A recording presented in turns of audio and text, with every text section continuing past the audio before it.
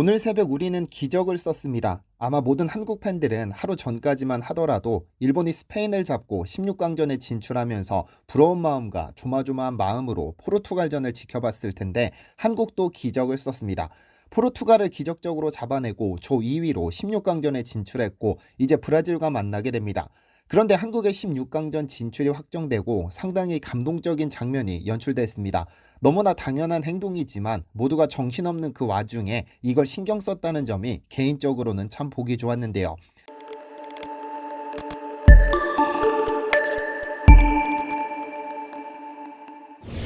안녕하세요. 디스멘터리입니다.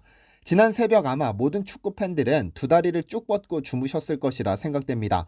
어려울 것이라 예상됐던 포르투갈을 잡고 16강전에 진출했는데 역전골이 후반 종료 직전에 터졌으니 그 두근거리는 심장을 누르기란 쉽지 않았을 겁니다. 아마 경기를 지켜본 우리도 그랬겠지만 경기를 직접 뛴 선수들의 감정이야 우리가 느낄 수 있는 것은 아닙니다.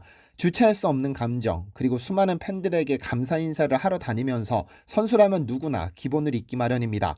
그런데 그간 묵묵히 최선을 다해준 황인범 선수에게 감동받은 장면이 있습니다. 사진을 한 장 보실까요? 이 사진에는 황인범 선수와 결승골을 기록한 황희찬 선수가 등장합니다. 두 선수는 태극기를 들고 바라보고 있는데 왜 태극기를 들고 환호하는 장면이 아니라 이 사진을 주목한 것일까요?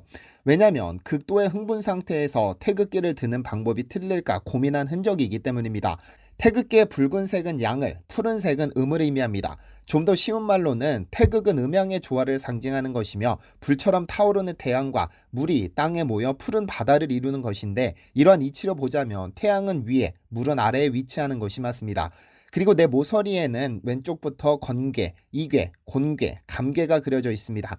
그래서 정면에서 보았을 때 붉은색이 위로 오도록 하고 건괴를 의미하는 세 개의 검은색 괴를 왼쪽 위로 올라오도록 배치하면 됩니다. 그런데 한국인이라면 당연히 알아야 하는 이러한 기본적인 사실을 중요하게 여기지 않는 경우도 있습니다.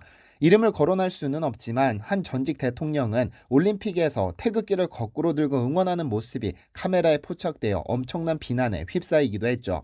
그런데 포르투갈전을 승리로 장식한 후 황인범 선수와 황희찬 선수가 태극기를 꺼내 드는 과정에서 태극기를 제대로 들기 위해 고민한 흔적이 영상으로 남았습니다.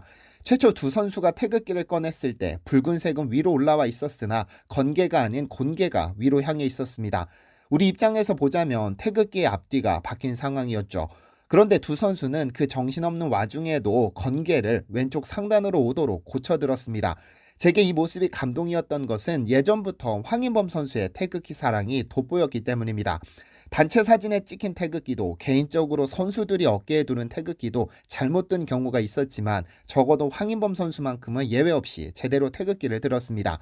그리고 황인범 선수의 태극기 사랑은 아주 유명합니다. 지난 2019년 6월 11일 한국은 이란을 불러들여 A매치 경기를 가졌습니다.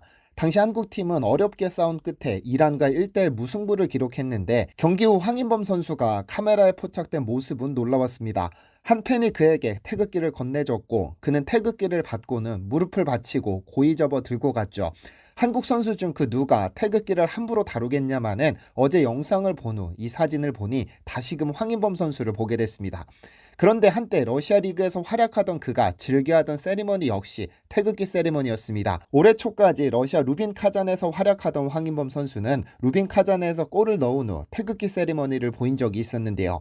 골을 기록한 직후 그는 오른발 정강이를 들어 올리더니 스타킹에 새겨진 태극기를 보여줬습니다.